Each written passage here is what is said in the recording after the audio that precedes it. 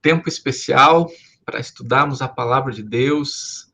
Neste dia que a cultura decidiu consagrar a mentira, nós nos reunimos em torno da verdade, 1º de abril. Né? Boa noite, Elaine. E hoje nós vamos, então, estudar aquele livro que originalmente tem 2 nomes na comunidade hebraica, né? E ele disse que é o começo, né? E tradicionalmente os livros começam com esse... tem o nome do começo, mas existe uma exceção aqui, porque esse livro também era conhecido nas comunidades judaicas primeiras como No Deserto, a 5ª palavra, né? Bemidbar. Então, vou compartilhar aqui a tela para ficar mais didático. Eu ia dizer pedagógico, né? Mas pedagógico não cabe aqui na nossa turma, né? Porque pedagogia tem a ver com o ensino de crianças, né? Talvez a Tainá ali, a gente podia, né, usar aqui um pouquinho de pedagogia, né? Mas para nós aqui é andragogia, né? Não é o pedos, mas o andros. Tudo bem.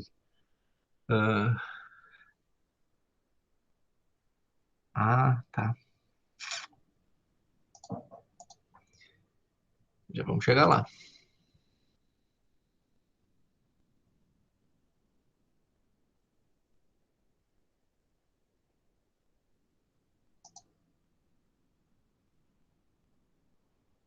Ok. Chegar em números. Aqui.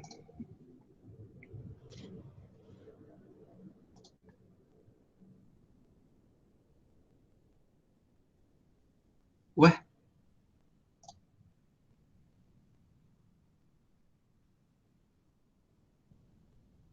Pera aí, gente. Vai dar certo.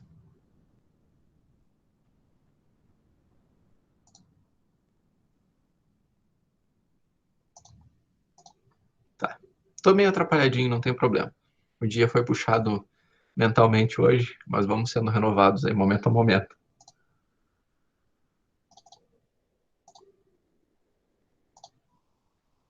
E aí? Deve estar, então, aparecendo para vocês aí esse primeiro slide. Vamos selecionar aqui. Números. Então, como eu disse para vocês, Bemidbar, no deserto, que você está lendo aqui. Se você não está entendendo, é porque você está lendo daqui para cá, né? A dica de entendimento é que você tem que ler daqui para cá. Aí todo mundo consegue entender, né? Porque no hebraico é o contrário. Ou como diz a senhora minha sogra, que está presente aí, é do avesso. Né? Então, aquele quadro geral, no qual a gente vai pensar um pouco para entender o livro como um todo. Deixa eu ver uma coisa aqui. Alguém conseguiu ler aí essa semana o livro de Números? Então, a gente vai na panorâmica. Eu não tenho aqui a imagem do Keller e nem da Tainá. Agora eu tenho. Então, é sempre mais próprio, né? Sempre mais produtivo quando se consegue fazer a leitura do livro. Mas, obviamente, você já tem uma caminhada com o Senhor, já tem um conhecimento bíblico, vão lembrar, né, de muitas das coisas. Mas existe uma riqueza nos detalhes que a memória fresca ajuda. Então, olha só, nós temos uma divisão aqui que o Wilkinson, ele nos sugere, né? A gente poderia dividir o livro em 3 partes, né? Uma parte que fala sobre a primeira geração. Que primeira geração é essa? É a geração de adultos que saiu do Egito.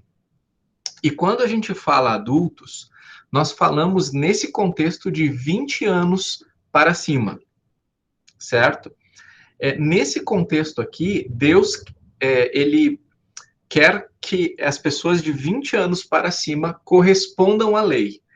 E os de 20 anos para baixo aprendam a lei para vir a praticar a lei, certo?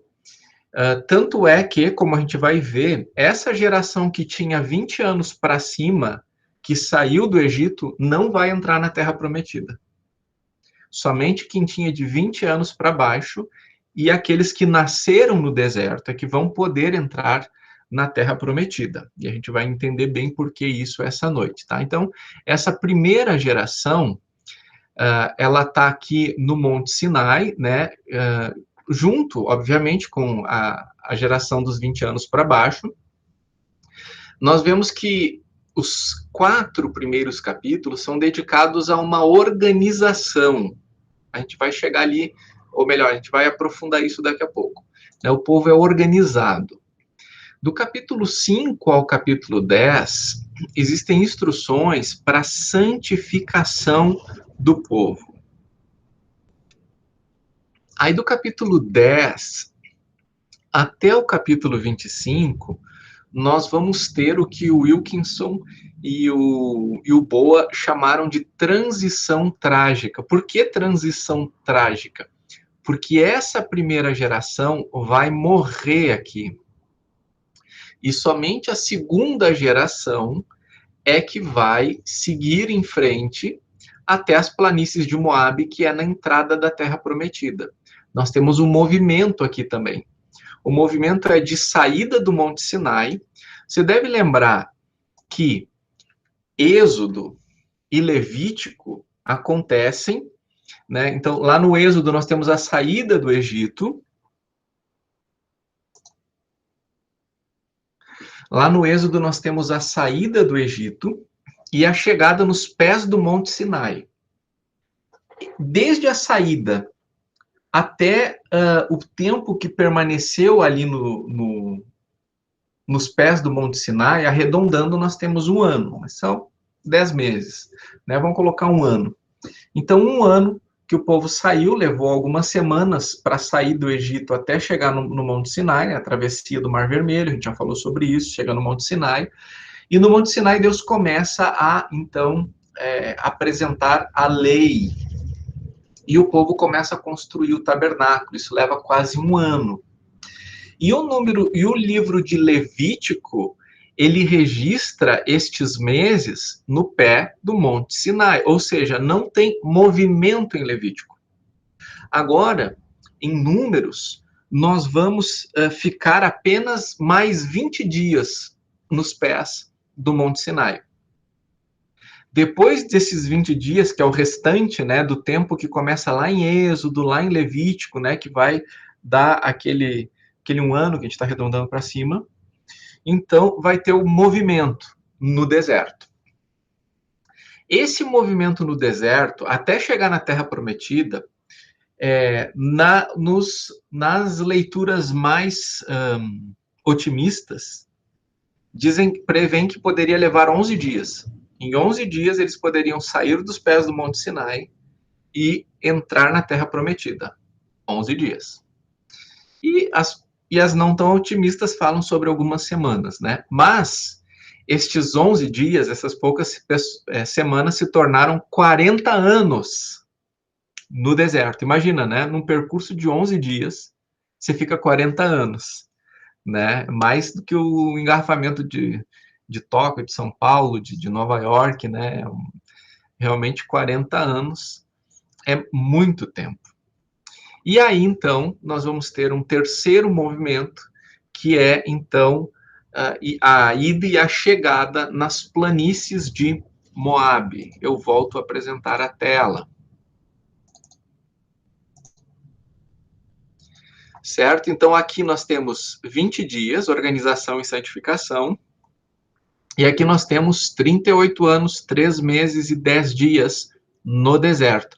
Por isso que a comunidade judaica preferiu chamar o livro de Números de No Deserto, porque veja bem, você passa 20 dias no Monte Sinai, 5 meses nas planícies de Moabe, mas passa 38 anos, 3 meses e 10 dias no deserto, então realmente o nome que a comunidade judaica deu de No Deserto faz muito mais sentido. Até porque Números não é bem um nome que faça jus ao conteúdo do livro, né? Se atribui a esse nome que foi dado na Septuaginta e mais para frente lá na Vulgata, né? A Septuaginta, a tradução do hebraico para o grego e depois para o latim, a Vulgata. pelas duas listas de nomes, né? Os nomes da primeira geração, os nomes da segunda geração, né? Então, pelas listas, né? Com nomes e números de pessoas, tantos daqui, tantos de lá, tantos daqui, tantos de lá, é que acabou se atribuindo esse nome de números. Tem vários estilos literários, mas, em geral, é uma narração que começa com a organização do povo no capítulo 1 e vai até instruções sobre a conquista e divisão da terra, né? Então, não existe uma conquista da terra prometida, isso vai acontecer lá só com Josué lá na frente, né?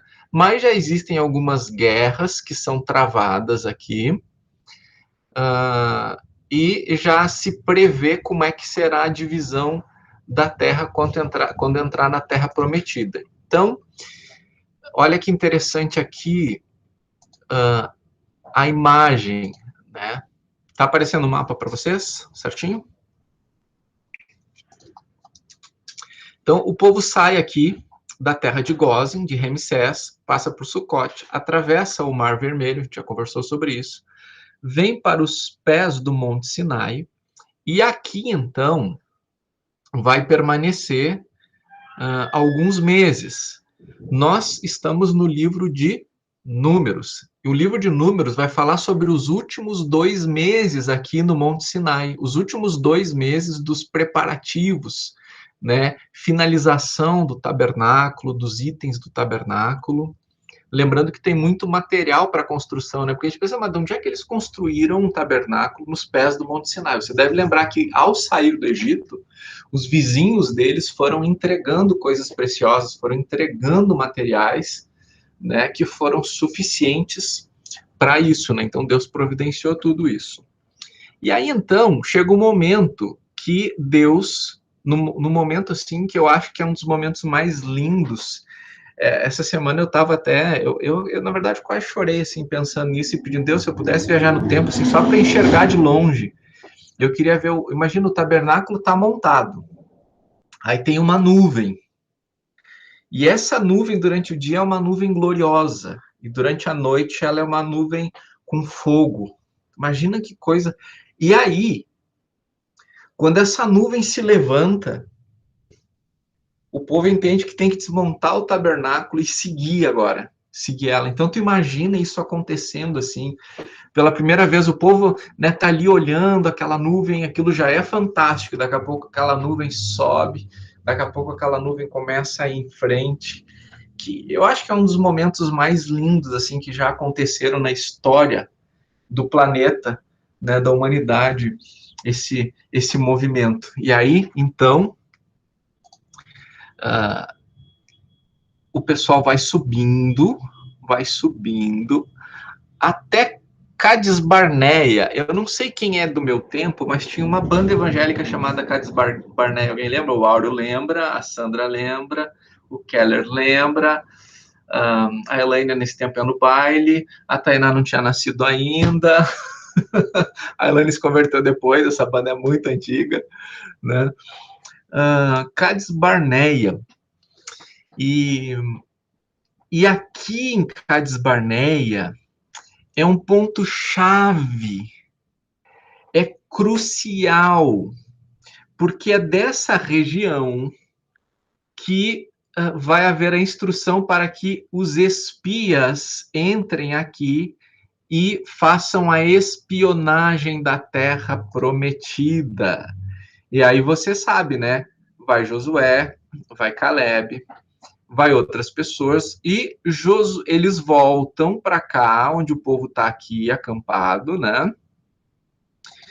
E Josué e Caleb, eles trazem uma visão positiva. Olha, não vai ser fácil, mas vai ser muito legal. Deus está com a gente, tudo lá é maravilhoso.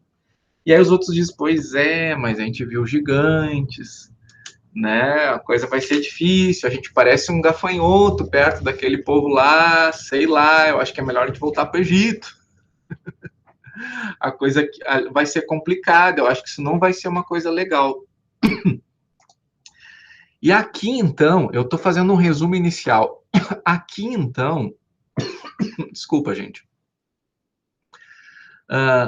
Como o povo prefere acreditar no pessoal pessimista e não no pessoal de fé, Deus diz, então tá, então vocês não vão.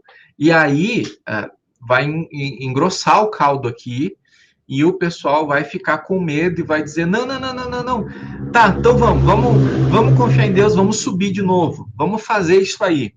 E aí Deus diz, não, não, vocês não quiseram ir, então agora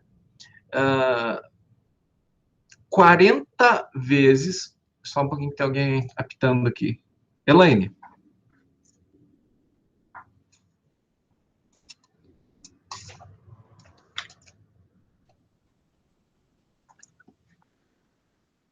Não estou te ouvindo, teu microfone está aberto, mas eu não tá vindo o som da tua voz.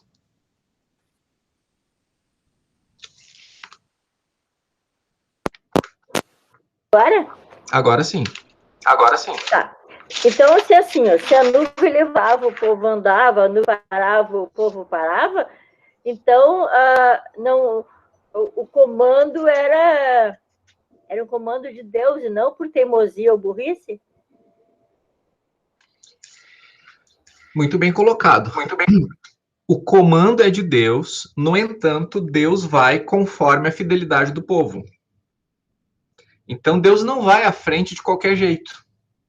Porque se Deus fosse à frente, eles, de qualquer jeito, eles sairiam do Sinai e chegariam na Terra Prometida e pronto. Mas Deus vai provando o povo, momento a momento, e enquanto o povo não é aprovado, não vai em frente. Certo?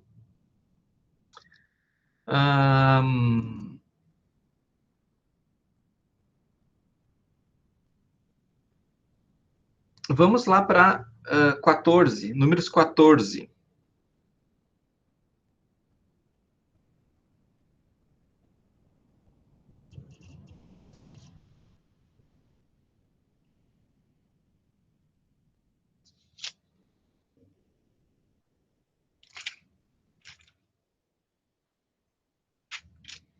Porque, olha só, vamos no 13. Lá no 13, a gente tem a missão de reconhecimento de Canaã, né? E o Senhor disse a Moisés, envia alguns homens em missão de reconhecimento à terra de Canaã, terra que dou aos israelitas. Envia o líder de cada tribo dos seus antepassados. E aí foi aquela galera lá, que está do versículo 4 ao versículo 15. Beleza?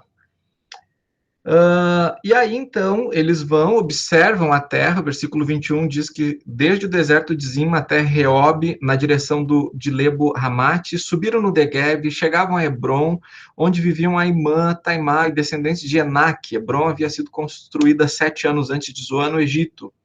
Quando chegaram no Vale do Escol, que significa cacho, né? Cacho a ideia é que tinha muita uva lá, muito cacho, por isso o Vale de Escol.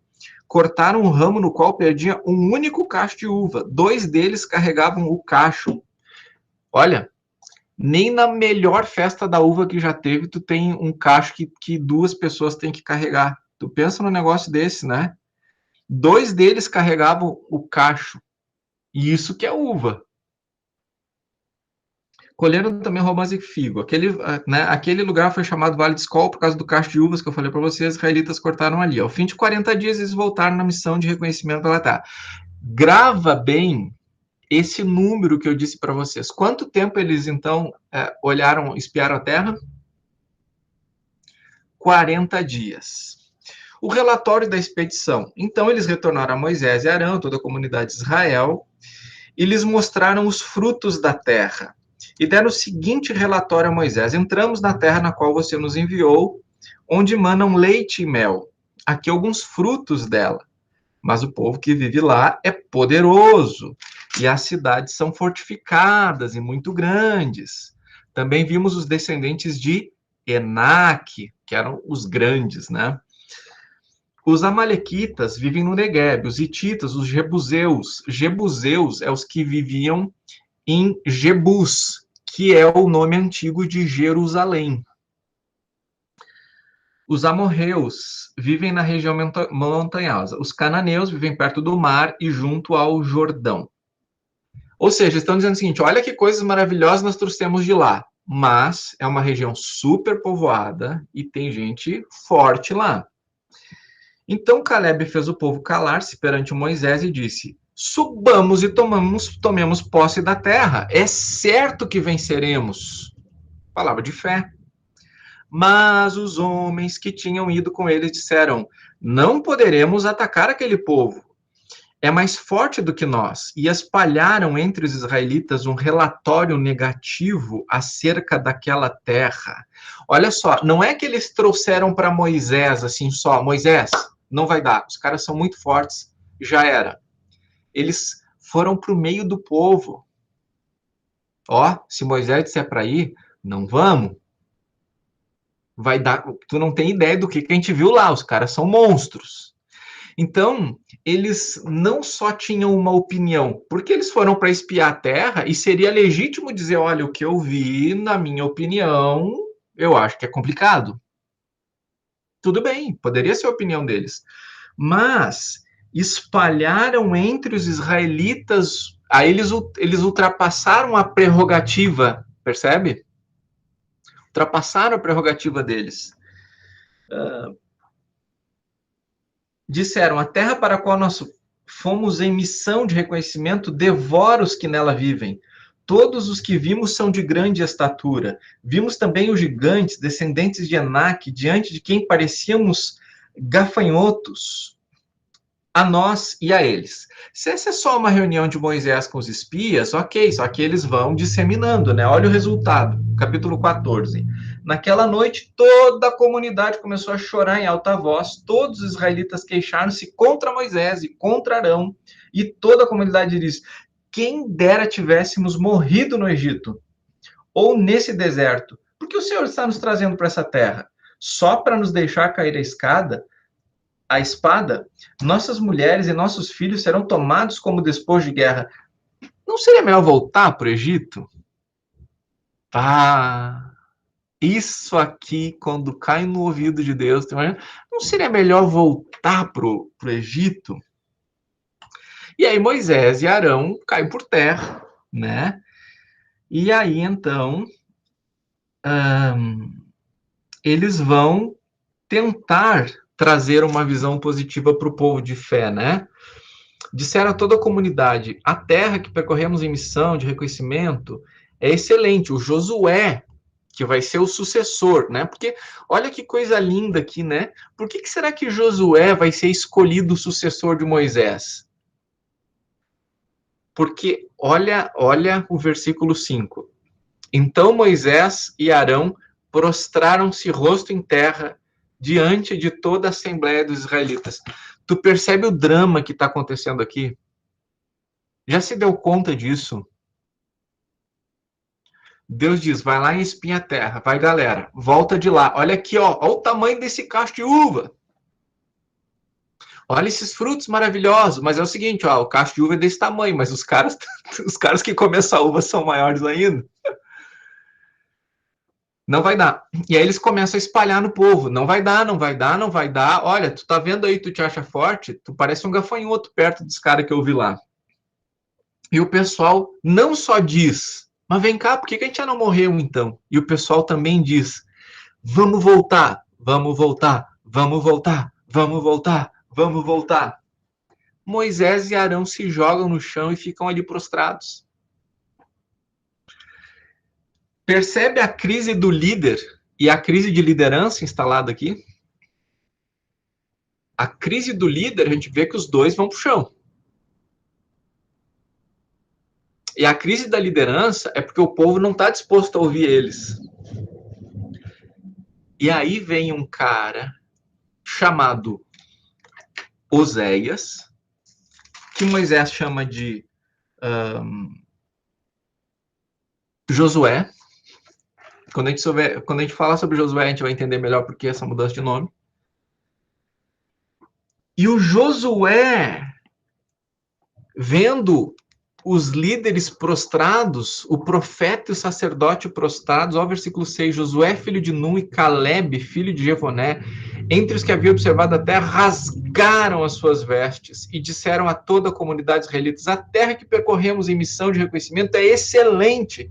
Se o Senhor se agradar de nós, ele nos fará entrar nessa terra onde manam leite e mel e a dará a nós. Somente não sejam rebeldes contra o Senhor e não tenham medo do povo da terra, porque nós os devoraremos como se fossem pão. A proteção deles se foi, mas o Senhor está conosco, não tenham medo deles. Aí o que você acha? O pessoal começou assim.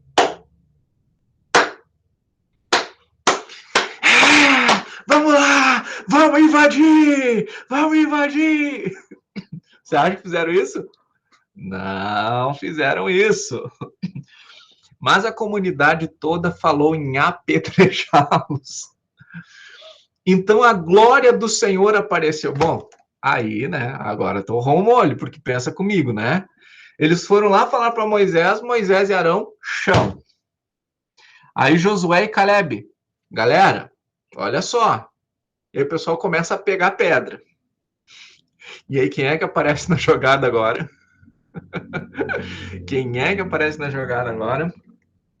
Não, e não é assim, tipo assim, apareceu alguém que Deus enviou, né?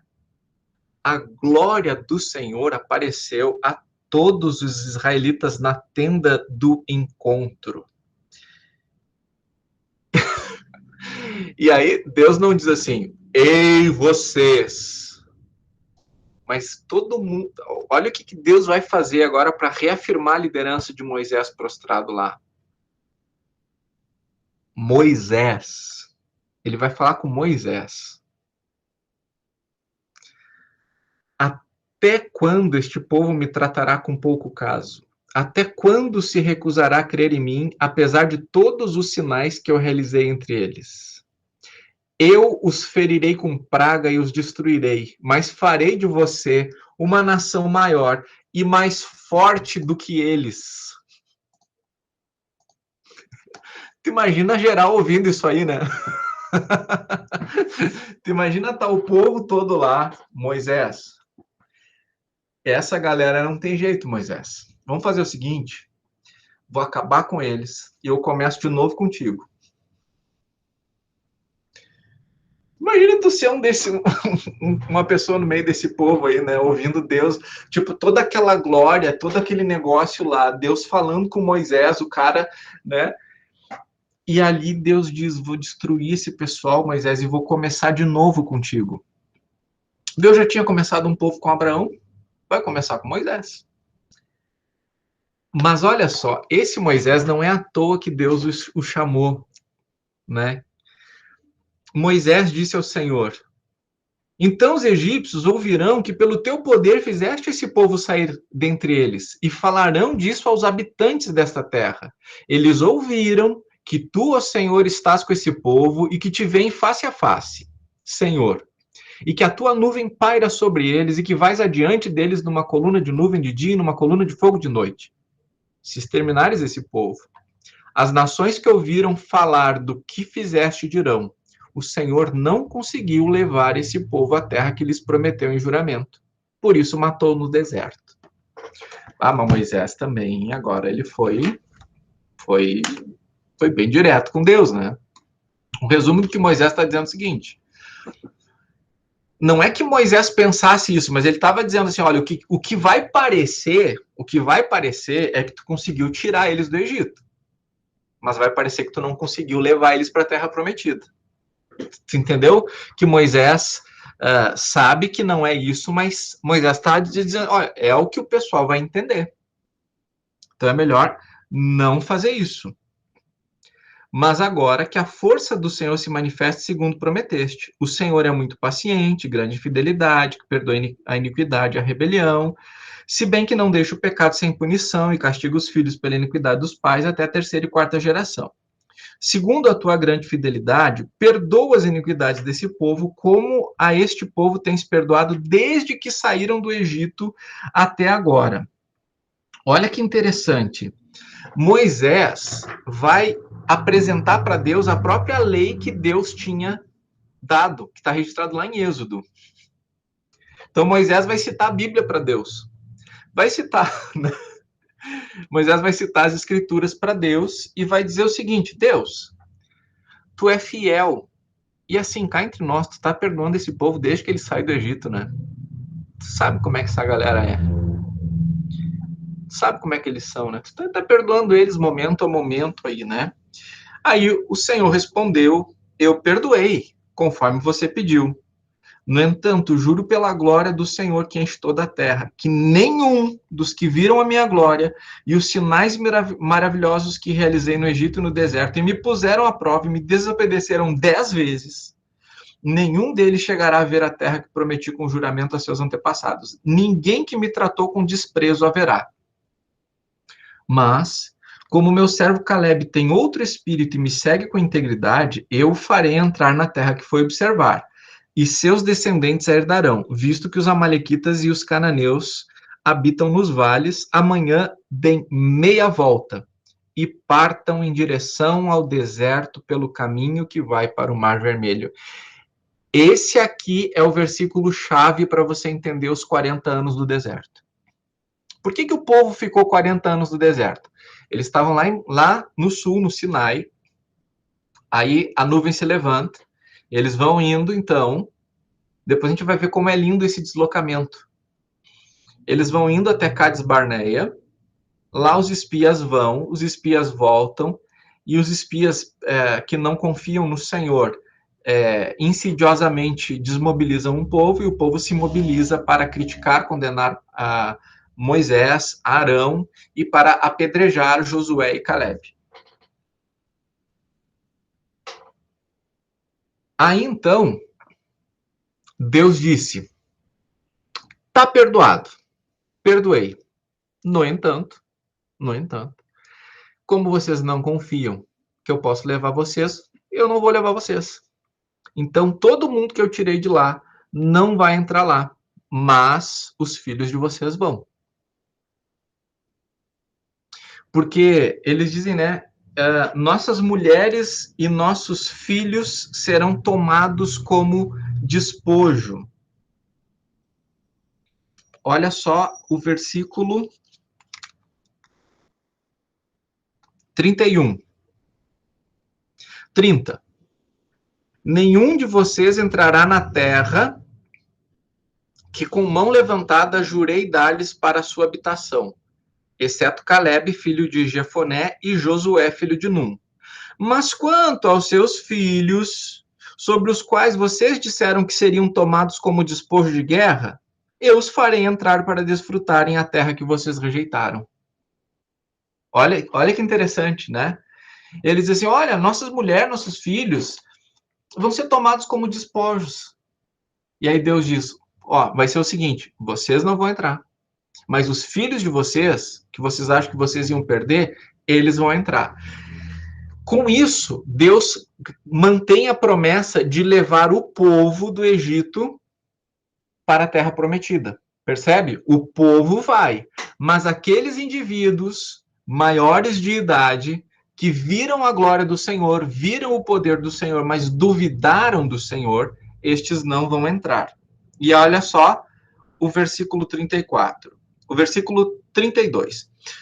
Os cadáveres de vocês, porém, cairão neste deserto. Seus filhos serão pastores aqui durante 40 anos. Essa palavra, pastores, também poderia ter sido traduzida por nômades, né? Seus filhos serão nômades por 40 anos nesse deserto, sofrendo a infidelidade de vocês, até que o último cadáver de vocês seja destruído no deserto. Durante 40 anos, vocês sofrerão a consequência dos seus pecados e experimentarão a minha rejeição. E por que 40 anos? Ó a sequência. Cada ano corresponderá a cada um dos 40 dias em que vocês observaram a terra. Ou seja, se eles tivessem observado tudo em 7 dias, eles ficariam 7 anos no deserto. Se eles tivessem levado 100 dias, eles teriam ficado 100 anos no deserto. O que Deus está dizendo é o seguinte, um ano para cada um dia. Por isso que são 40 anos no deserto. Keller, tu querias falar? Na verdade, quando a gente olha no capítulo 13, aqui, ó, logo no início, deixa eu ver aqui, voltar. Aqui, assim, ó, capítulo 13, versículo 1. Enviei alguns homens em missão de reconhecimento à terra de Canaã, terra que eu dou aos israelitas. Então, na verdade, Deus já tinha falado, é a terra que eu dou. Era só eles crerem. E os únicos que creram foram Caleb e Josué. E aí que vem o que eu falei na última aula, que é a simplicidade da fé.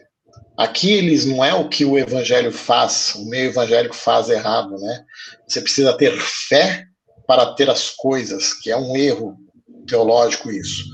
Mas a fé é apenas você crer naquilo que Deus fala na palavra. No caso aqui, Deus falou, olha, vai para a terra de missão, né? Terra que dou aos israelitas. Então eles iam lá, isso, quando eu li a Bíblia, eu falei, puxa, que bênção, né? O justo viverá pela fé, crendo no decreto que Deus está falando. Então Deus falou assim, olha, vai lá ver a terra, que eu já dou para vocês. E os únicos dos 12 espias, 2 que creram foram Caleb e Josué. E aí a gente começa a ver, né, no capítulo aqui 14, que aí você vê, ó, eu tô com a minha Bíblia e eu fico marcando o texto, né? E disseram toda a comunidade da terra que percorremos em missão de reconhecimento excelente, se o Senhor se agradar de nós, quer dizer, Caleb, Josué falando, né? Se o Senhor se agradar, quer dizer, tá meio confuso, mas era uma questão de crer, porque Deus já tinha dado a terra, era só crer porque eles iam entrar. E o Senhor disse a Moisés, até quando esse povo me trará com pouco caso? Ou seja, o povo não creu nas palavras do próprio Deus, e falou, vocês estão me tratando com pouco caso, até quando se recusará a crer em mim? Eu já fiz sinais, mas eu não estou querendo que...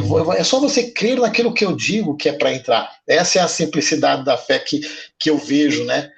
E depois daqui, mas como o meu servo Caleb tem outro espírito que me segue com integridade, eu farei entrar, né? O que ele quer dizer? É porque ele segue crendo nessa integridade da minha palavra. Então, o justo, ele é abençoado porque ele crê em mim, né? Essa era a fé que Deus estava revelando no Antigo Testamento, que é o justo vai ver por essa fé, que somos nós, que cremos no Evangelho, na simplicidade, na obra de Cristo, e somos justificados porque cremos em Deus. E aí eu vejo esse crer em Deus no Antigo Testamento, que eles não entraram porque eles não creram, os únicos que creram foram os 2, e foi uma benção. E é uma simplicidade, não é uma imposição, eu preciso crer para entrar. Não, Deus decretou, eu já dou a terra para vocês, vai lá só ver. E 10 espíritos falam, não, é difícil, viram as circunstâncias, o tamanho dos gigantes e tal, mas era só crer, né? Então eu vejo a simplicidade, é uma bênção. Isso aí, fazer só essa contribuição, né? Valeu, Keller. Quero, então, eu me concentrei agora, né, nesse panorama aqui, porque a gente sempre fala, né? O povo ficou 40 anos no deserto. Mas eu queria que a gente pudesse ter um entendimento de por que isso aconteceu. Né? Então, isso aconteceu porque o povo não creu, não confiou no Senhor, com tudo que isso significa. E então Deus diz, não vão. Voltem em direção ao Mar Vermelho. Eles tinham que ir em direção à Terra Prometida, não quiseram ir. Deus diz, não vão então. Voltem em direção ao Mar Vermelho. Mas os filhos de vocês eu vou levar. Agora, um dia, um ano para cada um dos dias em que os espias estiveram lá, é o tempo em que todos vocês, que deveriam ter crido em mim, não creram, levarão que o último de vocês vai morrer. Ou seja, qualquer pessoa que tivesse mais de 20 anos que saiu do Egito, ia viver, a partir daquele dia, no máximo 40 anos. Então, a expectativa de vida era a idade que tu tinha, mais 40 anos no máximo, né? No máximo. Sendo que vários ali vão morrer em algumas ocasiões aqui.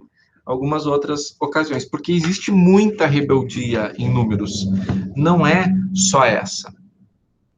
Tá? Então, vamos passo a passo aqui entendendo, né? Então, o primeiro momento que nós temos ali do capítulo 1 ao capítulo 10 é Israel, aqueles 2 meses, né, se preparando ali para partir em direção à Terra Prometida.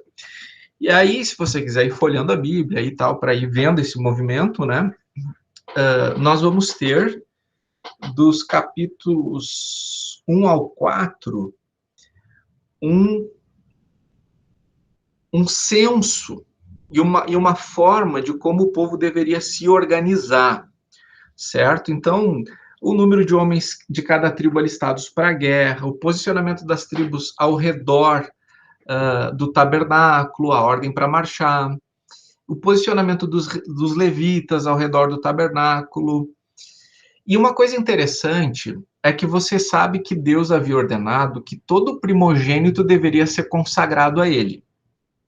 Então, alguém lá que é da tribo de Ruben teve 2 filhos. O primeiro filho tinha que ser consagrado ao Senhor. Mas Deus disse o seguinte: em vez de eu pegar o primogênito de cada uma das famílias de todas as tribos de Israel, eu vou pegar uma tribo. Vai ser a tribo de Levi. E cada um dos levitas vai representar um dos primogênitos. Então, os levitas, eles representavam os primogênitos de Israel. Entendeu o que Deus fez? Em vez de separar uma tribo que não seria uma tribo, digamos assim, seria uma tribo não consanguínea. Na verdade, consanguínea sim, porque todos são descendentes de Abraão, né? Mas em relação aos filhos de José, né, e aos seus 2 netos, Manassés e Efraim, que eu sempre gosto de lembrar, né, as 12 tribos de Israel não são os 12 filhos de Judá, de Israel. São 10 filhos e 2 netos. Por quê? Porque José não vai ter a tribo de José, vai ter a tribo de Manassés e Efraim, que são os filhos de José, certo? Bueno, e a tribo de Levi, ela não tinha um território específico. Ela ficava no meio do povo, em determinadas cidades, eles não tinham herança, porque a sua herança era o Senhor. E isso é muito importante, então, que os levitas, eles vão representar diante de Deus os primogênitos de todas as famílias, de todas as tribos. A conta não vai bater bem. Então, o que acontece? Vai chegar um ponto que vai ter um pouquinho mais de primogênitos do que levitas. Então, Deus instrui essas famílias, esse remanescente, a fazer ofertas, se eu não me engano, em prata. Tinha que ter um determinado peso em prata para cada um destes primogênitos que não teria o seu correspondente no meio dos levitas, tá? Isso aí está ali no capítulo 3, tá? Aí, do capítulo 5 até o capítulo 10, nós vamos ter mandamentos de pureza do povo, né? O teste da pureza em relação ao casamento, né? Quando existe um ciúme, o voto do nazireu, as ofertas dos 12 líderes na dedicação do tabernáculo. Aí tem a ver com questão de levitas, a observância da Páscoa, e a nuvem de cobertura e trombetas de prata, que nós vamos ter o registro ali. As trombetas de prata, Deus diz o seguinte: olha, quando vocês tiverem uma ameaça, toquem as trombetas e eu vou atender. E também em determinadas festividades. E aí nós entramos no capítulo 10, e aí nós vamos ter aquela viagem, que o pessoal então sai do pé do Monte Sinai e vai para Cádiz. E nós vamos ter essa viagem retratada dos capítulos 10 ao capítulo 12, né? E essa viagem, ela é uma viagem cheia de conflito. Não sei se o estresse da viagem, né? Mas a raiz é o pecado, seja o que for, né? Vamos dar uma olhada aqui no capítulo 10.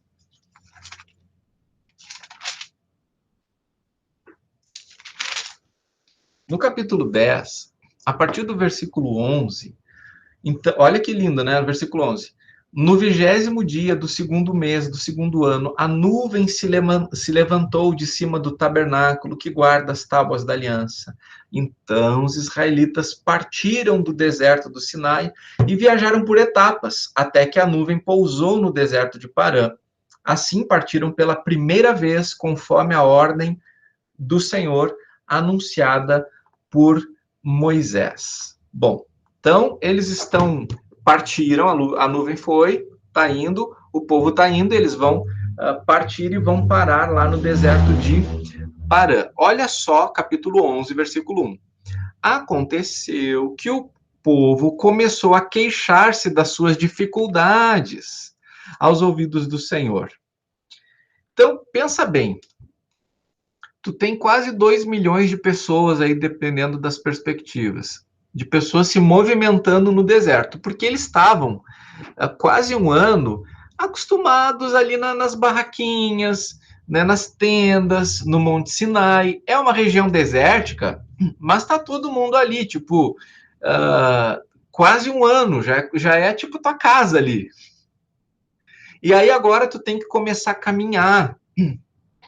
Então, certamente isso vai ter desgaste, né? Isso vai aumentar a sede, isso vai ter gente torcendo o pé, vai ter gente, enfim, se estressando, vai ter, cadê o fulano, cadê o fulano? Todas aquelas coisas que a gente pode imaginar que são normais a um deslocamento de 2 milhões de pessoas. Tu imagina pegar uma Porto Alegre inteira e algumas cidades da região metropolitana, saindo por aí no meio do deserto. Resultado, o pessoal começa a se queixar. Quando Deus os ouviu, a sua ira acendeu-se, e fogo da parte de Deus queimou entre eles e consumiu algumas extremidades do acampamento. Então o povo clamou a Moisés, e este orou ao Senhor, e o fogo extinguiu-se. Por isso aquele lugar foi chamado de Taberá, porque o fogo da parte do Senhor queimou-se entre eles. Então perceba que não tinha um líder melhor, humanamente falando, que Moisés, né? Quando o povo pisava na bola, Moisés intercedia pelo povo, né? Por isso que ele é um tipo de Cristo. Tipo, quando eu falo tipologia, né? Mas será que a reclamação para por aí, né? Eles viram o fogo, né? O fogo tá aquele incêndio, e aí Moisés ora, apagou o fogo. Você acha que não vamos reclamar mais? Olha só. Um bando de estrangeiros, e eu detesto como a Nova Almeida traduziu, né? Um populacho. Que palavra, eu escrevi para eles, né? Um bando de estrangeiros que havia no meio deles, olha só, não foram só os israelitas que saíram do Egito. Também saíram outras pessoas junto com eles. E é possível que no meio do deserto pessoas tenham se juntado a eles. Então, por exemplo, o próprio Moisés era casado com uma midianita. E ele mesmo, Moisés, pediu para o seu cunhado ir com ele até a terra prometida, porque ele disse assim, olha, a gente vai começar, Deus vai nos levar pelo deserto, a gente vai precisar de pessoas que conheçam esse deserto, e o cunhado de Moisés vai junto, e o cunhado de Moisés não é israelita. Então, existe no meio do povo de Israel pessoas que não são israelitas. E é por isso que Deus, com todo cuidado, quando estabelece leis, ele prevê também direitos e deveres para estrangeiros. Porque o povo já sai do Egito com estrangeiros, fica no deserto com estrangeiros, viaja com estrangeiros, e quando chega em Israel também vai estar com estrangeiros. E estes, ou um bando destes estrangeiros que estava no meio deles, encheu-se de gula. E até os próprios israelitas tornaram a queixar-se e diziam, se tivéssemos carne para comer, nós nos lembramos dos peixes que comíamos de graça no Egito, e também dos pepinos, das melancias, dos alhos porós, das cebolas e dos alhos. Mas agora perdemos o apetite.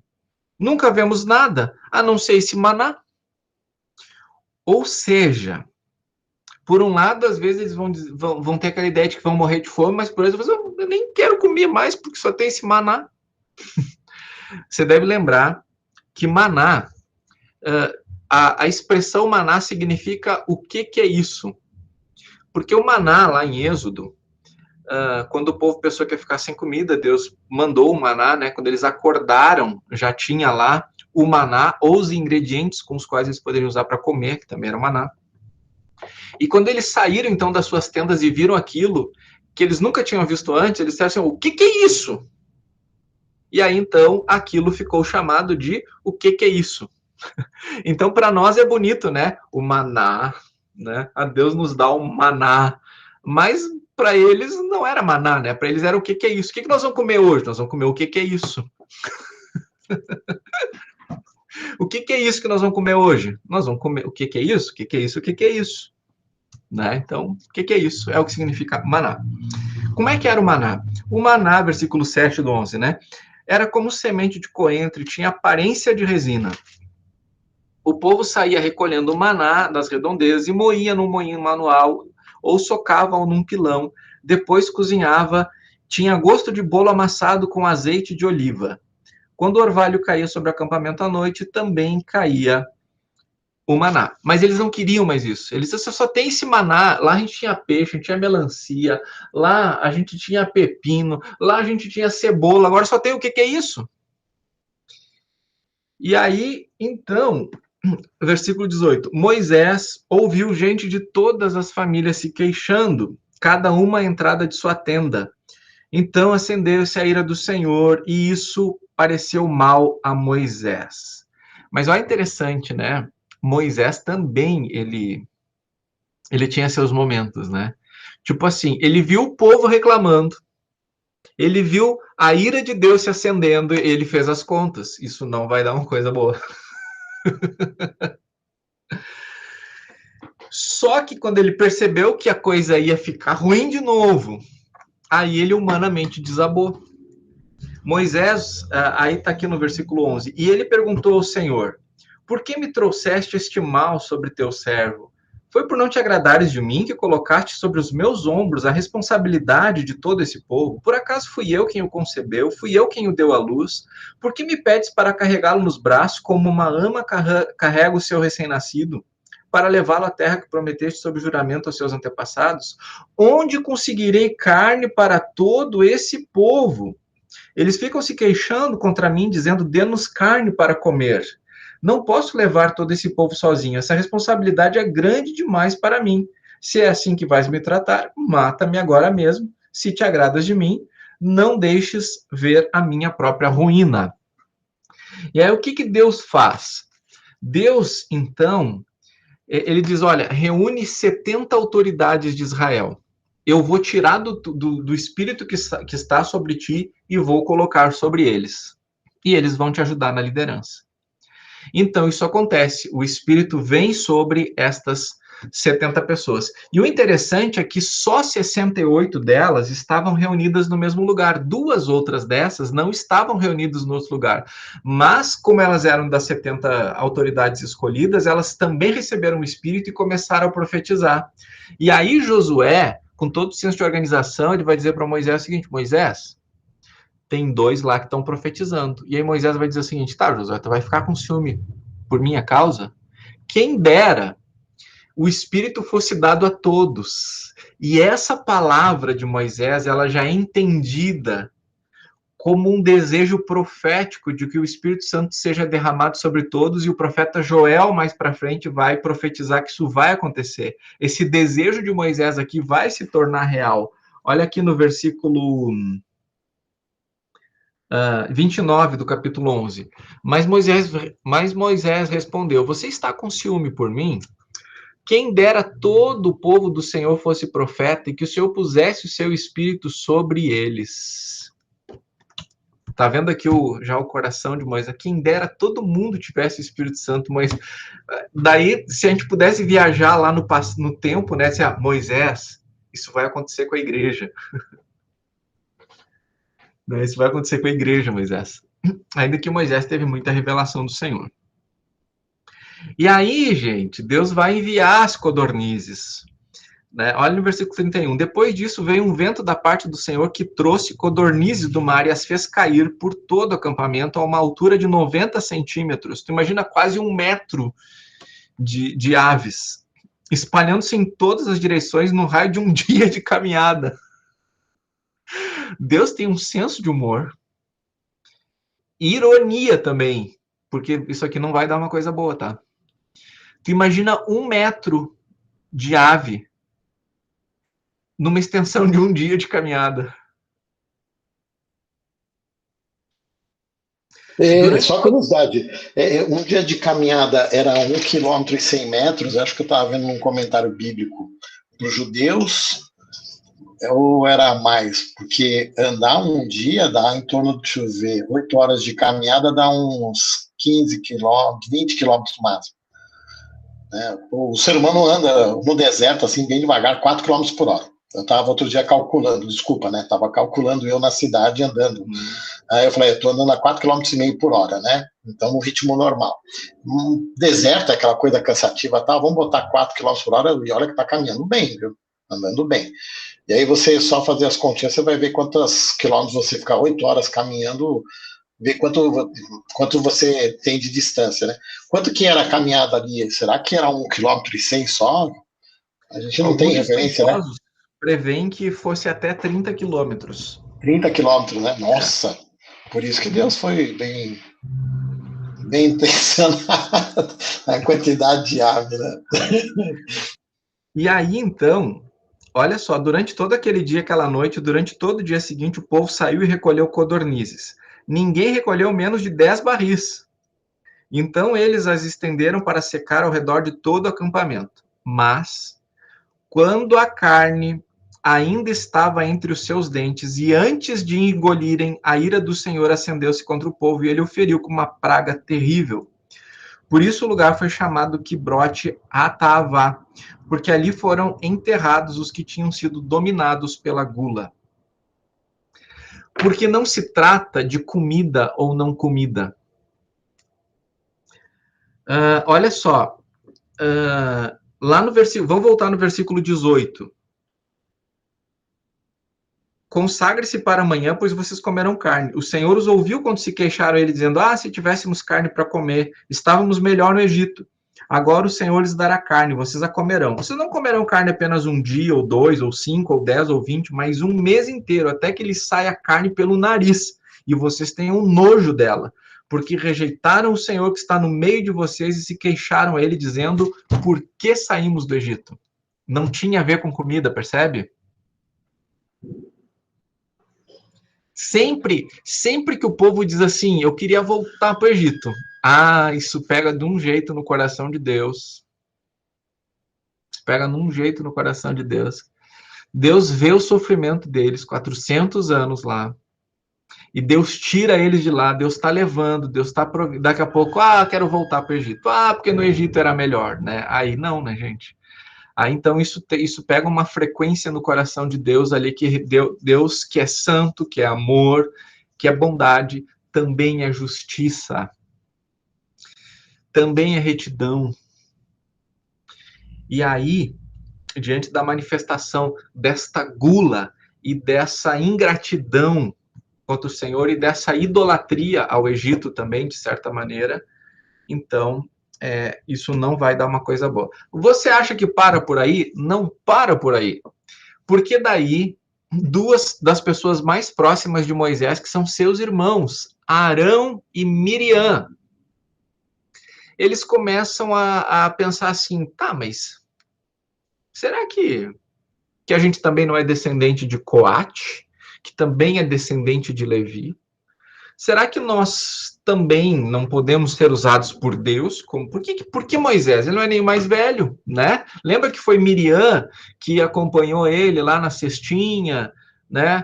No Nilo e tal, e depois foi lá e fez o meio de campo para a mãe deles cuidar de Moisés?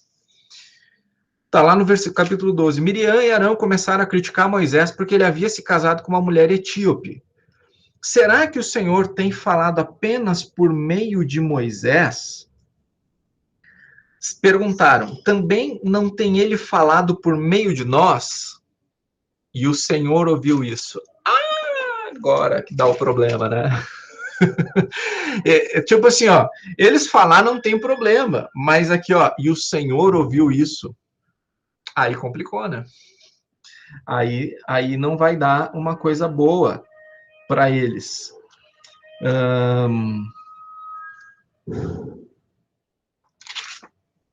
Ora, Moisés era um homem muito paciente, mais do que qualquer outro que havia na face da terra. De certa maneira, isso também vai nos mostrar por que Moisés não reage a isso. E por que Deus vai lá e faz? Imediatamente o Senhor disse a Moisés, Arão e Miriam, dirijam-se à tenda do encontro, vocês três. Eu me lembro quando meu pai dizia assim para mim, meu irmão, vocês dois, para cá agora. Ah, podia saber que ia complicar. Os dois, aqui, agora. E agora Deus diz assim para os três, comigo aqui na tenda do encontro. E os três foram para lá. Então o Senhor desceu numa coluna de nuvem e, pondo-se à entrada da tenda, chamou Arão e Miriam. Os dois vieram à frente e ele disse, ouçam as minhas palavras contendo vocês, há um profeta do Senhor, a ele me revela em visões, em sonhos falo com ele, não é assim, porém, com meu servo Moisés, que é fiel em toda a minha casa, com ele falo face a face, claramente não por enigmas, ele vê a forma do Senhor. Por que não temeram criticar o meu servo Moisés? Ou seja, Deus está dizendo o seguinte, olha, eu falo através de um monte de galera aí, mas quando é com Moisés, é diferente. A gente tem um relacionamento aqui diferente. Então a ira do Senhor acendeu-se contra eles, e eles o deixou. Quando a nuvem se afastou da tenda, Miriam estava leprosa, sua aparência era como a neve. Arão voltou-se para Miriam, viu que ela estava com lepra, e disse a Moisés, por favor, meu senhor, não nos castigue pelo pecado que tão tolamente cometemos. Não permita que ela fique como um feto abortado que sai do ventre da sua mãe, com a metade do corpo destruído. E aí Moisés, sendo Moisés, clamou ao Senhor, ó Deus, por misericórdia, concede-lhe cura. O Senhor respondeu a Moisés, se o pai dela tivesse cuspido no rosto, não estaria ela envergonhada 7 dias? Que fique isolada fora do acampamento 7 dias. Depois ela poderá ser trazida de volta. Então Miriam ficou isolada 7 dias fora do acampamento, e o povo não partiu enquanto ela não foi trazida de volta. Depois disso, partiram Hazerete e acamparam no deserto de Parã. Veja só, nós não sabemos como é que o molho de Arão foi torrado aqui. A princípio não tem nada de registro, mas é porque existe uma indicação de que a Miriam é que tomou essa frente aí. Por isso que começa lá, né? Miriam e Arão começaram a criticar Moisés. Né? Então, também tem uma questão funcional aqui, né? Arão era o sumo sacerdote, ele tinha responsabilidades ali, e talvez por não ter dado início a essa situação toda aí, né, é que ele não vai receber a lepra, porque se ele recebe a lepra, ele fica desqualificado para o ministério, e aí Israel fica sem o sumo sacerdote, e vai ter que ter toda uma outra situação ali, tá? Mas o que o texto nos traz é isso. Só para vocês entenderem que quando agora a gente vai chegar no capítulo 13 e os espias vão começar a fazer rebelião, motim no povo, não é tipo assim, um povo maravilhoso daqui a pouco ficou rebelde. Vocês percebem um padrão aqui de reclamação? É um padrão. Esse povo é assim. Então, fica mais que justificado Deus dizer, então vocês não vão entrar. O que vocês querem fazer lá? Não confia em mim, né? Então, vai fazer mais sentido o capítulo 13, a gente já foi, o versículo 14 também, mas olha só que coisa interessante. Vamos lá para o 14 de novo. Então, quando Moisés disse, olha, aquilo que Deus tinha dito, né? Vocês vão ficar 40 anos aqui, vão morrer todo mundo, vocês não vão entrar, seus filhos vão entrar. Olha a reação do povo no capítulo 14, versículo 39. Quando Moisés transmitiu essas palavras a todos os israelitas, eles choraram amargamente. Na madrugada seguinte, subiram para o alto da região montanhosa e disseram, subiremos ao lugar que o Senhor prometeu, pois cometemos pecados. Ó, entendeu o que está acontecendo aqui?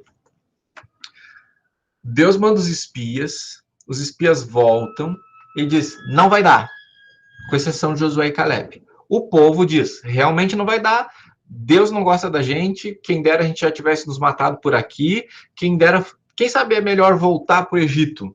Ou seja, eles não querem subir mais, eles não querem subir, eles querem voltar, eles querem ir para o Egito. Então, vocês não vão subir realmente. Agora vão em direção ao Mar Vermelho, ou seja, querem descer, desçam. Só que daí aqui no versículo 40, Eles disseram, nós vamos subir sim. Só que daí o que a gente precisa aprender, queridos, é que existe tempo para arrependimento, mas chega um momento que não existe mais esse tempo, né? Então, é interessante entender isso, né? E eu estou ministrando aqui, domingo, sem ser esse aqui eu vou falar sobre a Páscoa, no outro eu vou retomar aquele texto de Hebreus 4 e 5, né, que fala que é impossível que aqueles que foram iluminados uma vez, que caindo, sejam renovados para arrependimento. E parece que Hebreus está retratando isso aqui, né? Esses que foram libertados do Egito, eles foram iluminados, eles viram o agir de Deus, receberam a palavra de Deus, eles caem. E agora eles querem se arrepender e querem subir. Aí Deus diz, não tem mais para vocês. Olha aqui, ó. Moisés, versículo 41. Moisés, porém, disse, por que vocês estão desobedecendo a ordem do Senhor? Isso não trará sucesso, né? A ordem era, subam. Daí eles desobedeceram. E aí Deus diz, desçam. Aí eles querem desobedecer isso de novo. Não, vamos subir. Então Deus diz, sobe, eles querem descer. Deus diz, desce, eles querem subir. Que coisa louca, né?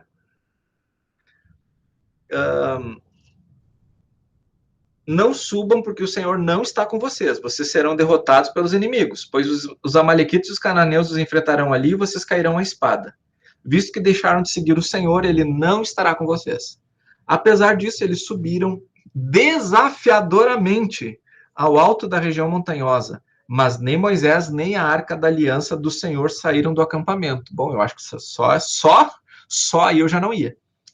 Então os amalequitas e os cananeus que viviam lá desceram, derrotaram-nos e perseguiram-nos até Orná. E aí eles vão ter que descer. Eles vão ter que descer. Certo? Bom, nós vemos aqui, então, que do capítulo 13, né, Israel em Cádiz, e aí por causa dessa revolta, dessa rebelião, dessa falta de fé, eles vão ter que descer e vão passar, então, 38 anos, e os outros meses e dias que eu já tinha citado para vocês, ali no deserto. E nesses praticamente 40 anos, vai acontecer muita coisa. Incluindo a rebelião de Corá, lá no capítulo 16, porque lembra que eu falei? É rebelião atrás de rebelião.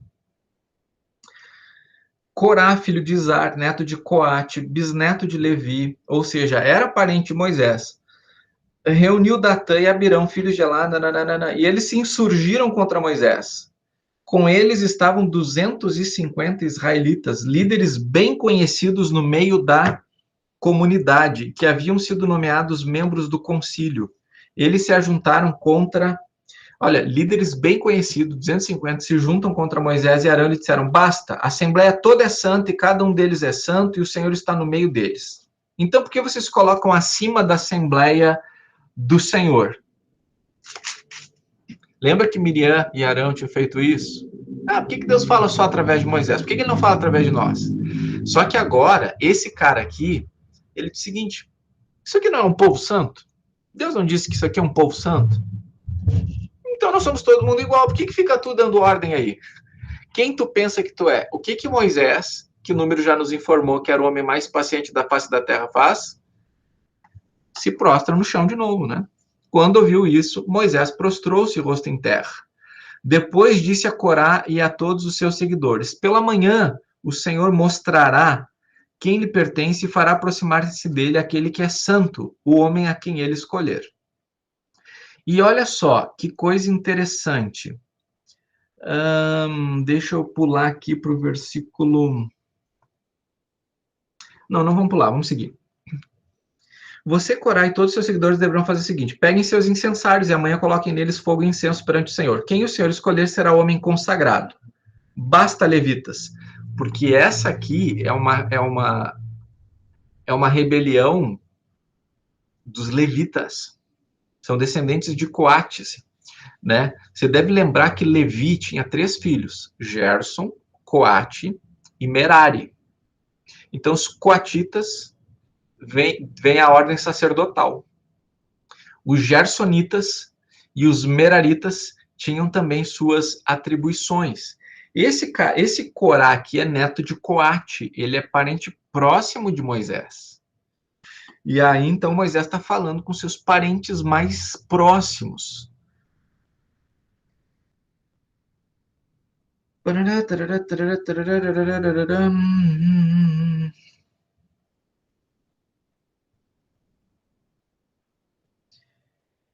Versículo 18. Assim, cada um deles pegou o seu incensário, acendeu um incenso e se colocou com Moisés e Arão à tenda do encontro. Quando Corá reuniu todos os seus seguidores à entrada do encontro, incitando-os contra Moisés e Arão, a glória do Senhor apareceu a toda a comunidade. Nessas alturas eu já estaria bem longe.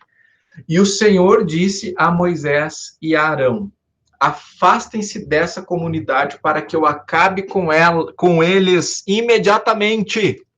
O que Moisés faz? Mas Moisés e Arão prostraram-se rosto em terra e disseram: ó Deus, que a todos dá vida, ficarás tu irados com toda essa comunidade, quando um só homem pecou? Então o Senhor disse a Moisés: diga à comunidade que se afaste das tendas de Corá, Datã e Abirão. Moisés levantou-se e foi para onde estavam Datã e Abirão, e as autoridades de Israel o seguiram. Ele advertiu a comunidade: afastem-se da tenda desses ímpios, não toquem nada que pertence a eles, senão vocês também serão eliminados. 31. Assim que Moisés acabou de dizer tudo isso, o chão debaixo deles fendeu-se, a terra abriu a sua boca e os engoliu, juntamente com suas famílias, com todos os seus seguidores de Corá e com todos os seus bens. Desceram vivos à sepultura com tudo que possuíam. A terra fechou-se sobre eles e pereceram, desaparecendo do meio da assembleia. Diante dos seus gritos, todos os israelitas ao redor fugiram, gritando: a terra vai nos engolir também. E aí você pensa: prenderam. Não vai ter mais rebelião. Não aprenderam. Versículo 41. No dia seguinte, toda a comunidade de Israel começou a queixar-se contra Moisés e Arão, dizendo: vocês mataram o povo do Senhor. Quando, porém, a comunidade se ajuntou contra Moisés e contra Arão, e eles voltaram para a tenda do encontro, repetidamente a nuvem cobriu e a glória do Senhor apareceu. Também eu estaria longe nessa hora. Então Moisés e Arão foram para a frente da tenda do encontro, e o Senhor disse a Moisés: saia do meio dessa comunidade para que eu acabe com eles imediatamente. O que Moisés fez? Mas eles se prostraram, rosto em terra. E Moisés disse a Arão: pegue seu incensário, põe incenso nele, com fogo tirado do altar, e vá depressa até a comunidade para fazer propiciação por eles. Ou seja, para tornar o povo propício a Deus. O povo está atacando Moisés, e Moisés está dizendo: vamos oferecer uma oferta em favor do povo. A gente tem que aprender muito com Moisés, gente. Obviamente com Cristo, mas como um tipo de Cristo aqui. Entender que mesmo quando nos atacam, a gente continua amando. A gente continua entendendo a missão que o Senhor nos deu em relação aos nossos irmãos e irmãs. E isso é muito inspirador da parte de Moisés. Arão se pôs entre os mortos e vivos e a praga cessou, né? Porque, na verdade, enquanto ele corria, a praga já estava pegando, né? Então, até que a morte parasse, né, foram 14.700 que morreram daquela praga, além dos que haviam morrido por causa de Corá. Então, Arão voltou a Moisés à entrada da tenda do encontro, pois a praga já havia cessado. Só que daí, nós temos uma crise de liderança aqui, porque o povo não confia mais em Arão e Moisés. Então, Deus toda hora tem que manifestar a sua glória, né, tem que chamar a atenção das pessoas daquele jeito, né, irado, porque ainda não é o tempo da graça. E aí Deus disse assim: vamos fazer o seguinte, vamos acabar com essa crise de liderança aí. Tem que ficar claro que vocês são o líder, que Moisés lidera, que Arão é o sacerdote. É para cada um de uma tribo trazer uma vara. E em cada vara, vocês vão colocar o nome do líder de cada tribo. E então, cada líder de tribo trouxe varas. E na vara de Arão, tinha o nome de Arão. O que Deus fez com a vara de Arão? Ela floresceu. Todas as outras continuaram vara. E a vara de Arão floresceu. E aí o pessoal viu: não, tá, tudo bem. Deus escolheu Mas não é que eles viram, assim, eles ficaram aterrorizados quando eles viram a vara de Arão florescer, né? Olha só, no versículo 8 do 17. No dia seguinte, Moisés entrou na tenda e viu que a vara de Arão, que representava a tribo de Levi, tinha brotado, produzindo botões e flores, além de amêndoas maduras. Que troço fantástico. Então Moisés retirou todas as varas da presença do Senhor e as levou a todos os israelitas. Eles viram as varas e cada líder pegou a sua. E aí Deus diz, pega essa vara e coloca dentro da arca. Então, o que tinha dentro da arca da aliança?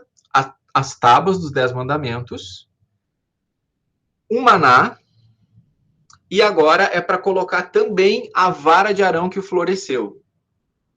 E quando o pessoal viu isso, ó, o versículo 12, os israelitas disseram a Moisés, agora a gente vai morrer, estamos perdidos, estamos todos perdidos. Todo aquele que se aproximar do santuário do Senhor morrerá.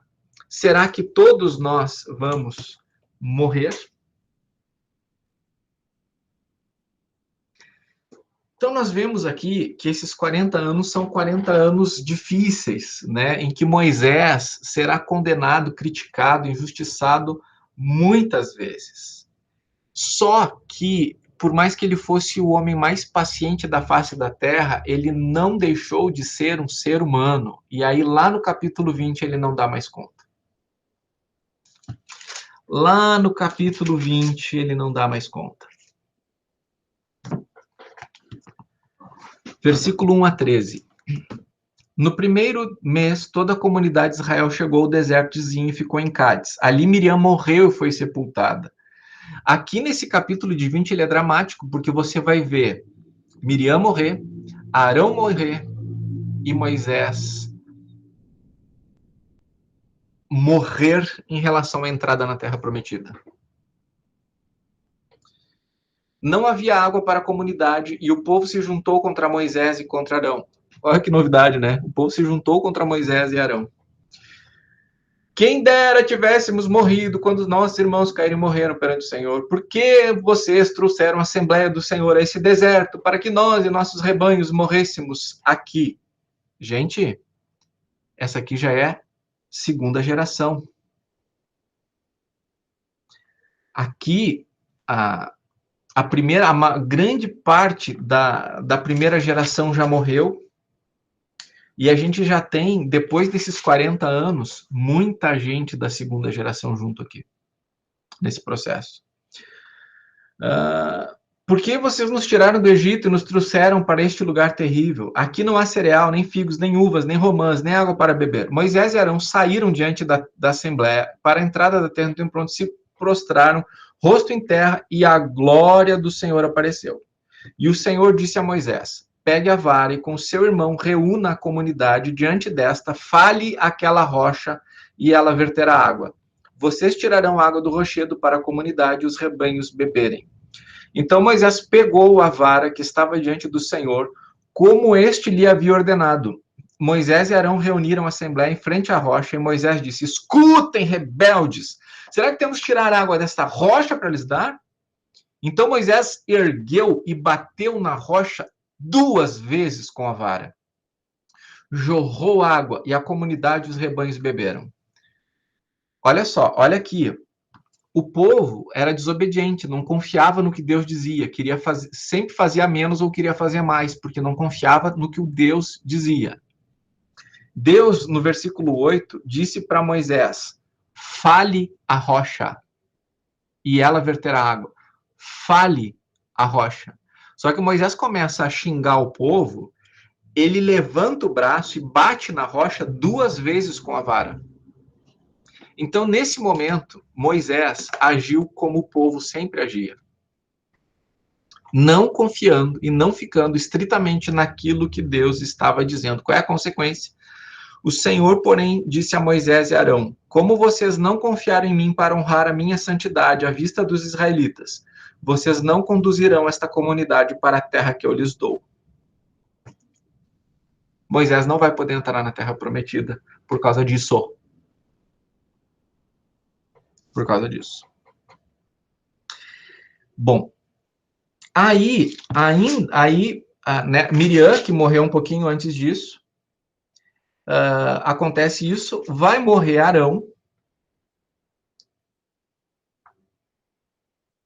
e aí então o pessoal vai prantear por Arão, e aí, na verdade, desde o versículo 14, já vai começar a viagem lá para a Terra Prometida. Em Números, eles ainda não vão chegar lá. Em Números, a gente vai ver o começo da viagem, tá? Então, olha só. Moisés estava ali aos redores de Cádiz, né? Eles passaram 40 anos no deserto. Pensa assim, isso aqui já passou 40 anos. De Cádiz, Moisés enviou mensageiros ao rei de Edom. Porque nós vamos ter assim, ó. Edom.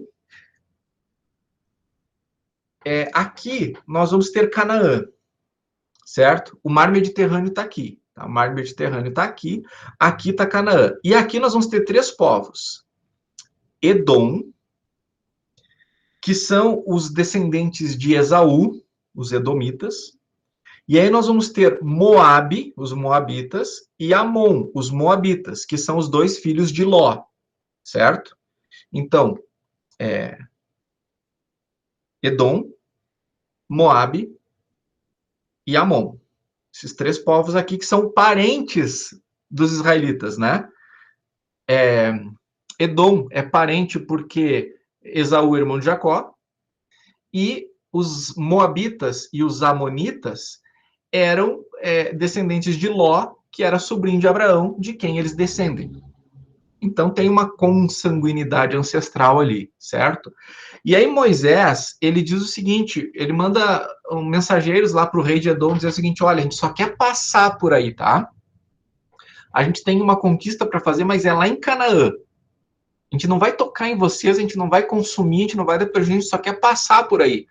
Só que os edomitas não deixam eles passar. E lá, muito na frente, eles vão se arrepender disso, tá? Mas aqui, nesse momento, eles não deixam passar, certo? Então, o que acontece? Lá no versículo 21, visto que Edom se recusou a deixá-los atravessar o seu território, Israel desviou-se dele, ou seja, teve que fazer uma viagem muito maior, tá? E quando eles chegaram no Monte Or, é que vai acontecer naquela região a morte de Arão. Também vai ser uma morte espetacular ali, a gente não vai ter tempo, porque eu já estou conduzindo para o final aqui, certo? Bem, nesse caminho, então, eles vão ter que passar por Arade, no Negueb, e eles, então, tentaram impedir os israelitas, mas os israelitas vão, nessa batalha, vencê-los, certo? E olha o que acontece. Aqui eles vão ser feridos por um monte de serpentes, e aí Deus manda levantar uma serpente para que as pessoas olhassem para a serpente e vivessem. Daqui a pouco a gente fala sobre isso, e eles seguem a viagem para Moabe. Nesse caminho eles vão ter guerras contra Seom e Og, vão vencer estas batalhas, e aí, quando eles finalmente chegam nas planícies de Moabe, o que você acha que vai acontecer com os moabitas? Eles já sabem que por onde Israel está passando, Israel está devorando. Então é só fazer as contas, Israel vai chegar aqui e vai nos vencer. Só que a gente sabe que Israel não é tão forte assim, mas eles têm um Deus poderoso. Então, para a gente vencer Israel, tem que ser no campo espiritual. E aí, o líder amonita aqui, o moabita aqui, é Balaque. O que Balaque faz? Ele não vai construir catapulta, ele não vai reforçar as espadas, esse não é o foco. Qual é o foco? Eles são muito religiosos lá e estão vencendo com fé. Nós também vamos lutar com fé contra eles. Quem que Balaque vai contratar? Balaão. Aí Balaque vai contratar Balaão para Balaão vir. Então, bom, eles vêm com a espiritualidade deles de lá, nós vamos com a nossa daqui. Então, nós vamos amaldiçoar eles. Balaão vai tentar amaldiçoar, mas não vai conseguir, porque Deus não permite que Balaão, né? Então, chega um momento que Balaão diz o seguinte, contra as tendas de Israel não vale encantamento. em vez de amaldiçoar, ele abençoa. E tem todo episódio da mula de Balaão, né? Como o nosso propósito aqui é só um panorama, a gente não vai entrar nesse detalhe, tá? Só que Balaão, então, daí você pensa assim, Balaão é um cara legal, né? Balaão é um cara legal, porque ele foi contratado para amaldiçoar, mas Deus acabou falando com ele através de uma mula, e também Deus acabou abençoando o povo de Israel através dele, que legal. Só que tem um detalhe, gente. Tem um detalhe, que é o seguinte. Olha aqui no versículo 25.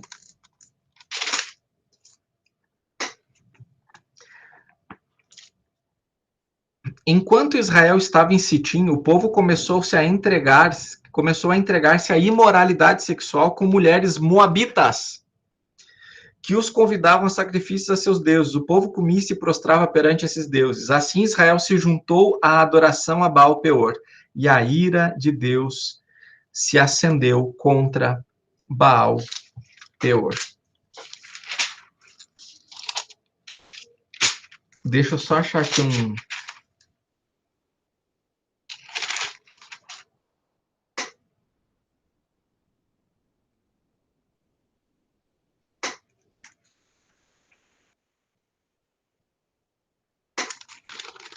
Como é que Balaão acabaria na nossa visão aqui, no versículo 25? Olha só, depois do último oráculo de Balaão, né? Balaão viu Amaleque e pronunciou este oráculo.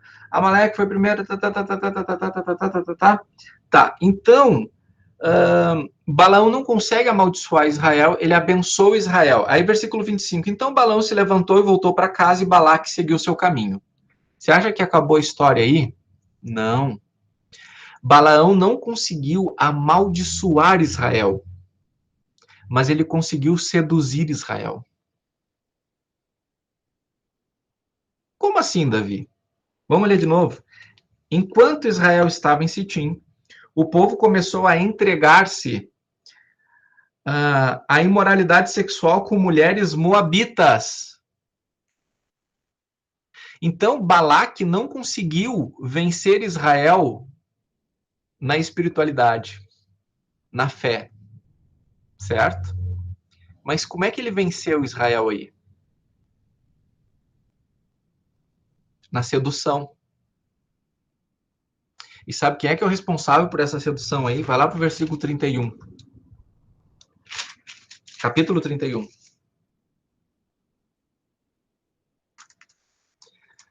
Capítulo 31, versículo 15. Vocês deixaram todas as mulheres vivas? Perguntou-lhes. Foram elas que seguiram o conselho de Balaão e levaram Israel a ser infiel ao Senhor no caso de Peor, de modo que uma praga feriu a comunidade de Israel. Balaão foi lá, não conseguiu amaldiçoar, né? Versículo 25. Então Balaão se levantou, foi para casa, e você pensa assim, tá, ficou lá na casa dele, tomando um chimarrão, bem na boa, né?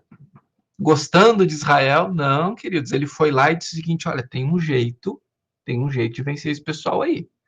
Esse pessoal tá no deserto, 40 anos, né? Tá complicada a coisa. Agora, se as mulheres, né, chegarem lá... E aí é o seguinte, eles clamam a Deus e Deus protege eles. Mas e se eles pararem de clamar o Deus deles? Só que para isso vai ter que acontecer deles clamarem outros deuses. Qual é a melhor maneira deles clamarem aos outros deuses?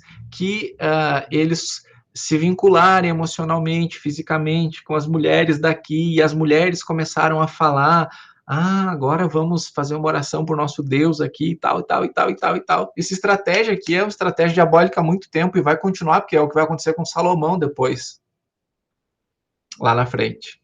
E quem é o culpado aqui? O culpado é o povo, mas quem é que é o cara que introduz isso aqui? Balaão. Balaão. Certo, gente? eu vou compartilhar a tela aqui porque eu estou finalizando e gostaria que a gente enxergasse Cristo aqui no livro. Só antes da gente fazer isso, porque daí eu já vou para o final, e quando eu termino com Cristo, eu gosto que a gente termine com Cristo mesmo. Então, por isso eu gostaria de abrir aqui, se alguém tem alguma colocação, pergunta a fazer. Alguém não falou ainda, gostaria também de falar. A ideia das mulheres é de não crer, eles então tendo essa união que é espiritual, emocional, física, né? Eles, e como você exemplificou as mulheres, vamos orar a outro Deus, né? Aí o Satanás faz incutir não crerem na palavra do Senhor, que é a fé, e aí derrota espiritualmente. Eu acredito que seria isso, né? Uhum.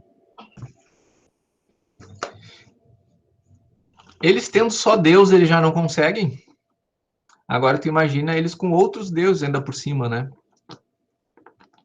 E aí quem dera, como Moisés dissesse, que todos eles tivessem um espírito, porque daí as coisas iam ser diferentes.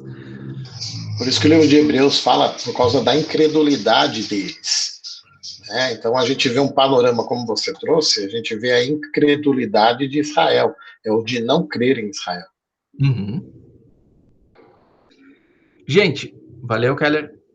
Estou compartilhando aqui a organização do povo. Quando o povo estava acampado, era assim que eles tinham que ficar. O tabernáculo era montado no meio, os levitas deviam montar seu acampamento ao redor do tabernáculo, e as tribos de Judá deveriam se organizar em frente norte, sul, leste, oeste, e tinha aqui, ó, Judá, Dan, Efraim e Ruben eram as líderes tribos e cabeças do seu acampamento.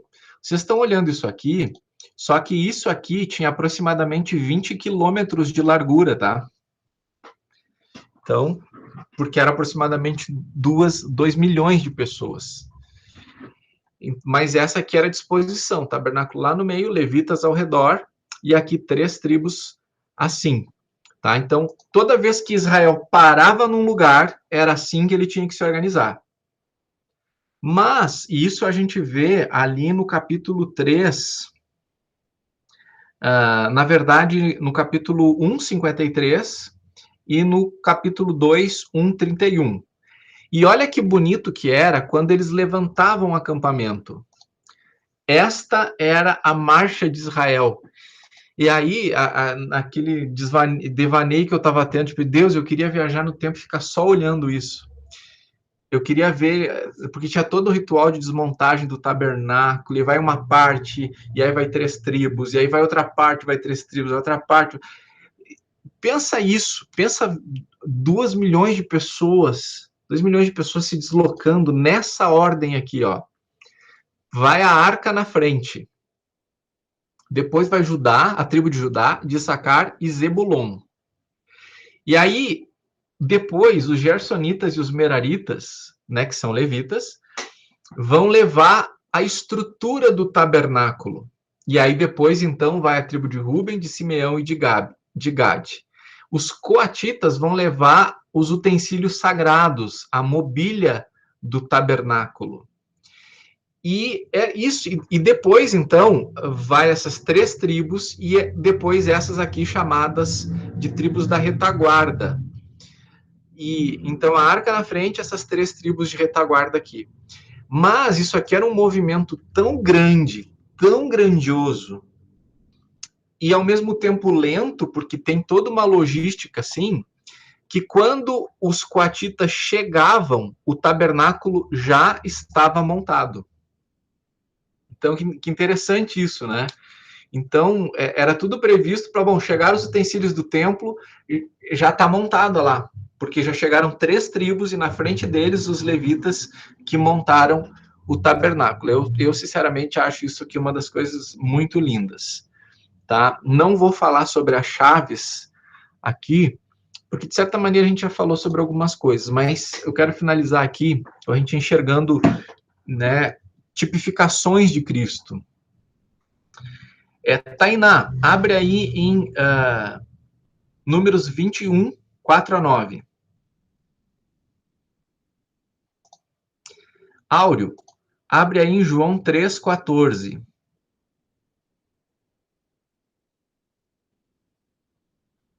Sandra, 1 Coríntios 10,4.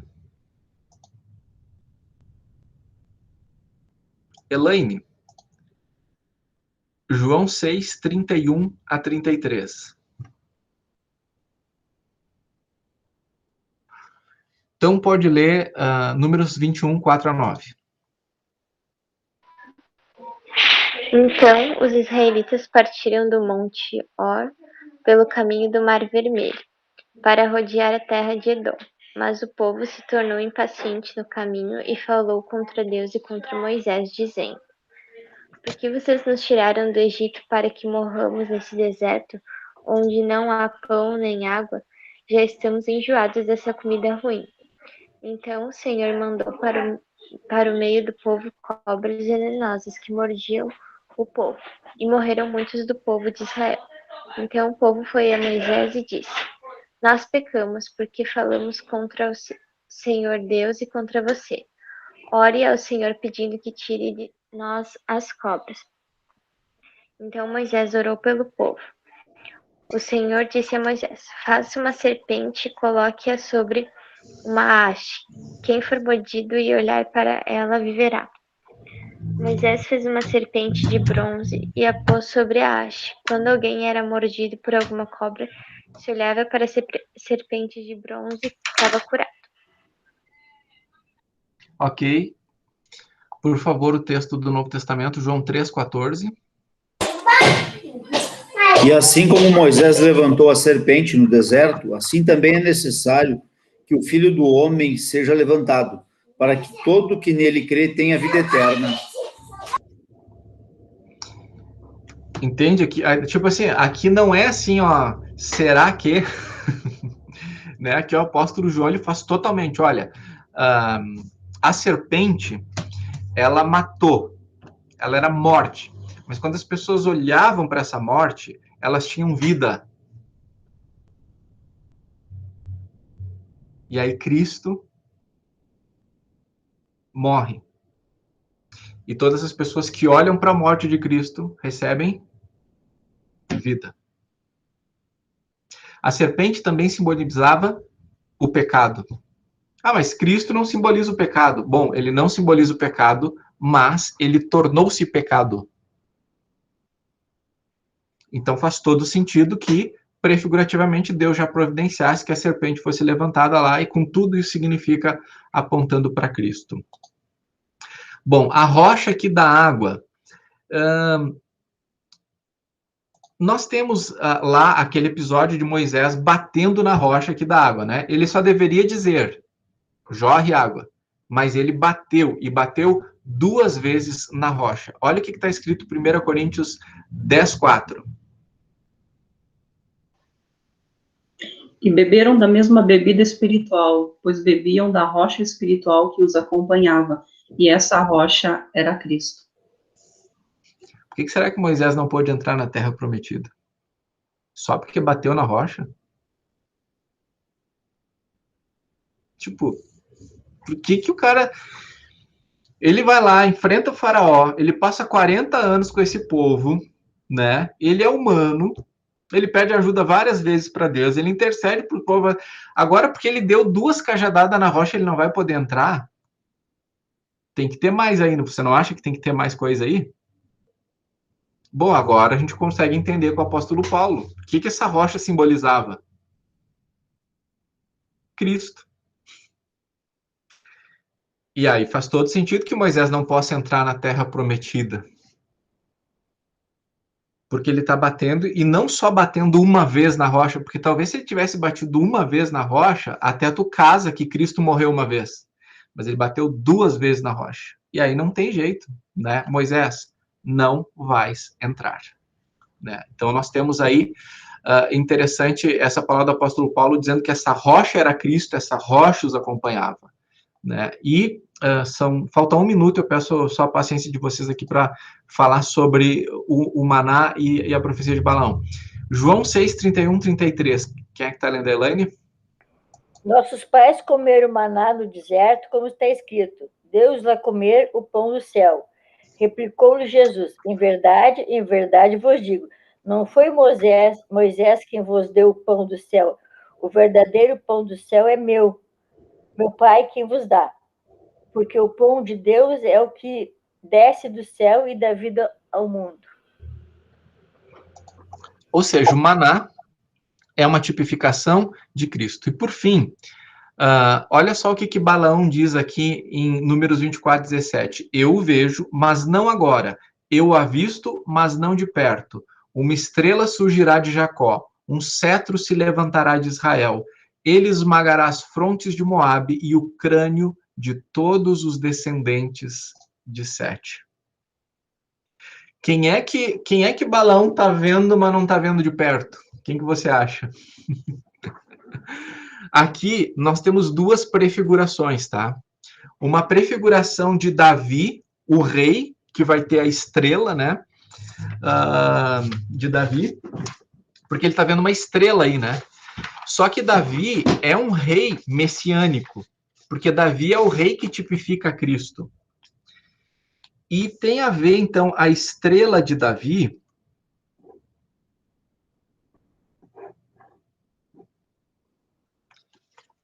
que é assim, né? Mais ou menos. Certo? O símbolo de Israel é esse, concorda? Porque no hebraico, o nome Davi tem dois Ds, um no início e no fim. Por isso que o meu nome é Davi com D. E eu fico tão feliz quando os crentes me escrevem e Pastor Davi com I. Tá. Meu nome é bíblico, tem D no início, tem D no final. Tá? Mas eu quero fazer aqui No hebraico, o D é assim. Se chama Dalet, essa letra. E nos escudos do tempo do rei Davi, eram encontrados dois Dalets sobrepostos. Por isso, este é o símbolo de Israel. Os dois Dalets, os dois Ds de Davi. Não é bonita essa história? E aí, as mães vão botar o nome da criança de Davi para dizer que é um nome bíblico. Eu vou lá dizer, bota um outro D para poder ficar bonito. Daí, meu povo, é o seguinte.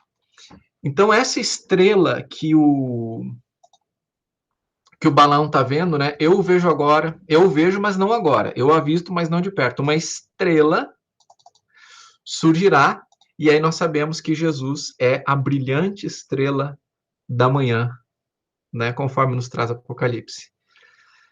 Então, numa história cheia de rebeldia, numa história cheia de rebelião, numa história vazia de fé, numa história de crises de liderança, numa história de violência, a estrela continua vindo. Percebe? Mesmo diante de toda a ira de Deus, de fogo, de terra abrindo, de engolindo, de serpentes, a estrela continua vindo. O povo tem que subir, o povo tem que descer, mas a estrela continua vindo. Então, a graça de Deus, né, onde abundou o pecado, superabundou a graça.